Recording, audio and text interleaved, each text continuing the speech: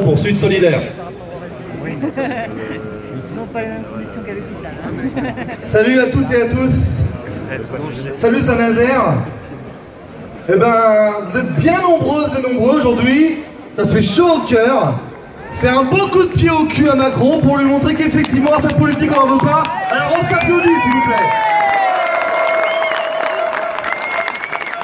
Je voudrais d'abord saluer avant tout la CGT qui a lancé l'invitation à cette première manifestation et grève interprofessionnelle. Merci à elle, à Saint-Nazaire d'être présente. Un salut chaleureux évidemment aux camarades de Force Ouvrière qui ont bravé leur direction nationale, qui, je le dis, sont vendus au gouvernement. Les camarades de FO, virez-moi cette tête au plus vite et revenez dans la rue montrer notre détermination. Je salue bien sûr aussi les partis politiques, les citoyennes et citoyens non organisés. Je salue l'initiative qui existe partout en France qui s'appelle le Front Social. Et j'invite toutes celles et tous ceux qui ne savent pas à quoi se raccrocher à venir rejoindre les cortèges et les rangs du Front Social. Le Front Social accueille tout le monde. Et puis bien sûr, j'en vois quelques-uns sur ma gauche et j'espère qu'il y en a beaucoup. C'est évidemment la jeunesse qu'on attend.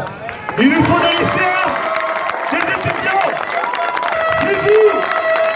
C'est vous qui nous portez aussi dans les grandes œuvres de l'histoire de France en mai 68.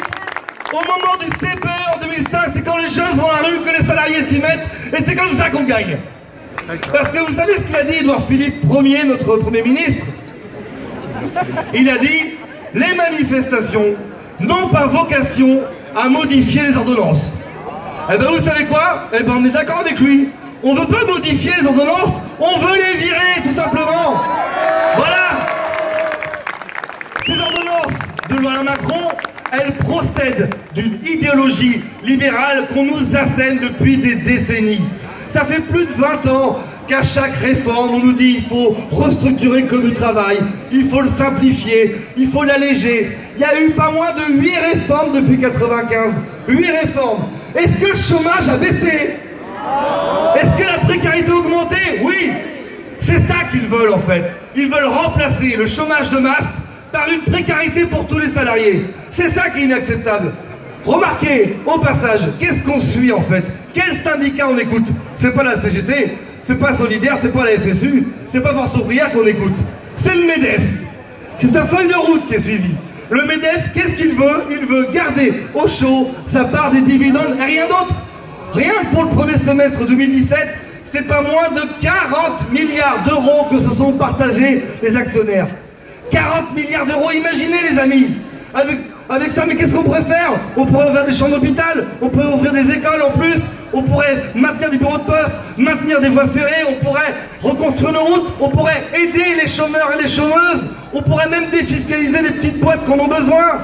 On pourrait surtout partager les richesses, on pourrait augmenter nos salaires. Si nos salaires augmentaient, forcément nous, les cyniques, les extrêmes, les feignants, qu'est-ce qu'on fait si on nous donne 200 balles de plus? Moi je vais vous dire qu'est-ce que je vais faire. Bah je vais les dépenser. J'ai pas les moyens de les garder. Et si je les dépense, bah je consomme. Et si je consomme, je fais de l'activité. Et si je fais de l'activité, je fais moins de chômage. C'est ça le cercle vertueux. Donc l'augmentation des salaires, c'est le point numéro 1, tout simplement. Deuxièmement, bah, je sais pas moi, si vous êtes à la maison, il faut recevoir 10 personnes et que vous avez un gâteau pour 8, vous le coupez en 8? Bah non, vous le coupez en 10.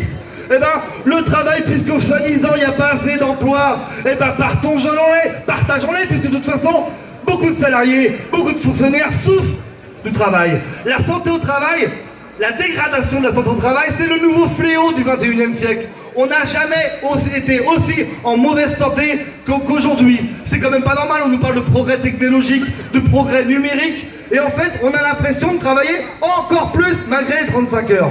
La solution du partage du temps de travail, non pas de 35 heures, parce que là on en est loin, réfléchissons aux 32 heures, réfléchissons aux 30 heures, donnons du boulot à ceux qui attendent d'en avoir, enlevons du boulot à ceux qui en ont trop, et permettons aux quinquagénaires de partir en retraite plutôt que d'aller cotiser jusqu'à 65 ans. Qu'est-ce que vous croyez les amis? Qu'est-ce que vous croyez qu'il fera le patron de nous quand on aura 65 ans? Vous croyez vraiment qu'il pense qu'on va être rentable? Mais pas du tout. Il veut juste qu'on se barre plus tôt à la retraite, qu'on met une décote et qu'ainsi les caisses de retraite ne soient pas financées et qu'on nous dise « bah il n'y a plus de sous, donc faut cotiser plus longtemps ». C'est ça la logique libérale. Vous savez, on nous montre toujours le modèle allemand. L'Allemagne, ce serait la panacée parce que là-bas, ils sont à 3% de chômeurs. Ah bah ouais, mais ils sont à 23% de pauvreté. Là où nous, on est, heureusement, entre guillemets, qu'à 8%. C'est ça, en fait, vous voyez, la philosophie de ces gens-là. Eux, ils veulent rentrer des dividendes, les maintenir, acheter des piscines et des Rolls-Royce, et puis pendant ce temps-là, nous, on trime comme des couillons. Donc nous ici, Saint-Nazaire, mais nous ici, le peuple entier, montrons qu'on n'est pas d'accord. Pour Solidaire, je veux insister sur un dernier point. Cette manif de 12 n'est qu'une première. C'est pas aujourd'hui que les ordonnances vont tomber, on le sait toutes et tous. On est là pour se préparer à l'idée qu'il va falloir des jours, des semaines, des mois, des années pour faire comprendre à nos patrons, pour faire comprendre à nos concitoyens qu'une autre politique est possible. Celle du partage, celle de l'entraide, celle de la solidarité, celle de l'accueil des réfugiés politiques, celle d'une écologie active, celle en gros où, bon Dieu, les richesses, nous qui les créons, on les partage, on les redistribue pour un monde meilleur. Merci à toutes et à tous.